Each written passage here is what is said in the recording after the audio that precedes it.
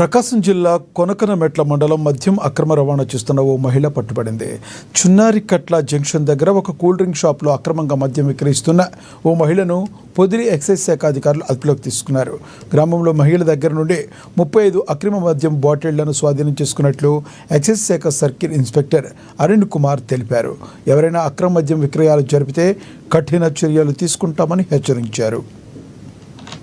ఉన్నతాధికారుల ఆదేశాల మేరకు రెగ్యులర్ రైడ్స్ లో భాగంగా ఈరోజు కొనకనమెట్ల మండలం చిన్నారికట్ల విలేజ్ పాటు అన్ని దాదాపు పొదిలి మండలంలో కూడా నిమ్మవరం విలేజ్, బుచ్చనపాలెం విలేజ్, అలాగే ఏలూరు, ఉప్పలపాడు ఉదయం నుంచి రైడ్స్ లోనే ఉన్నాము.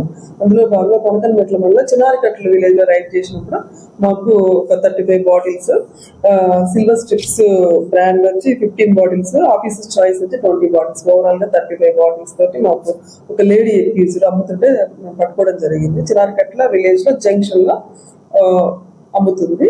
ఆవిడని మేము అదుపులోకి తీసుకున్నాము. కేసు నమోదు చేసి ఫర్దర్ యాక్షన్ తీసుకున్నాం.